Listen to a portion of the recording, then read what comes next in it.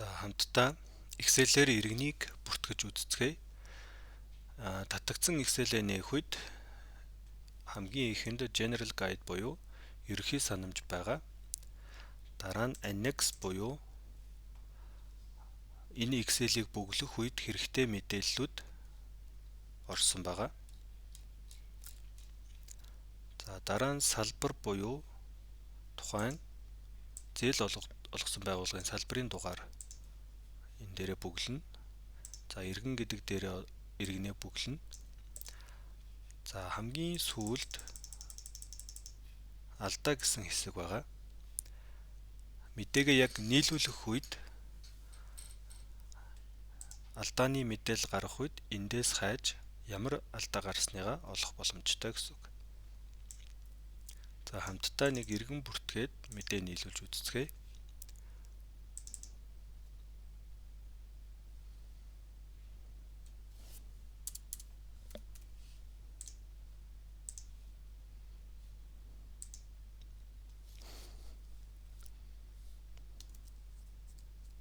Цэгийн нэр дээр тест цэг гэд өгчий. Тест иргэн гэд гэд цахим шууданг тест иргэн 24 гэд за холбогдох дугаар 99 оны 1 сарын 1 гэд өгчий. За гадаад иргэн эсэх гэдэг дээр Монгол иргэн гэд 0 гэд өгчий. За регистр дээр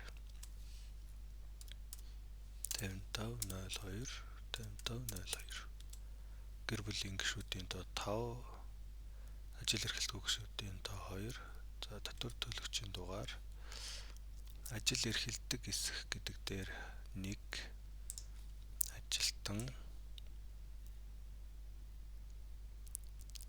ажлын хаяг ажилтг байгууллагын утас ажилтг байгууллагын цахим шуудан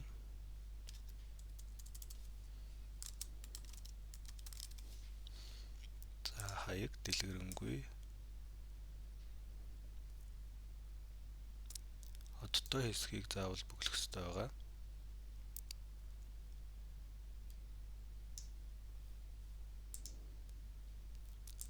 За энэ жагсаалтнаас сонгоод за шинээр иргэн нэмж байгаа учраас энэ үйлдэл гэдэг хэсэг дээр нэмэх гэдгийг сонгоно. Хэрвээ засвар хийх тохиолдолд засах гэдгийг сонгоно.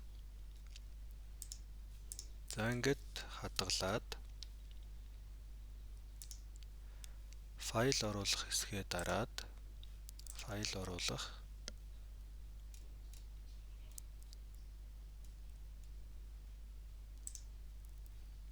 за энэ саяны бүгэлсэн Excel файл маань байна.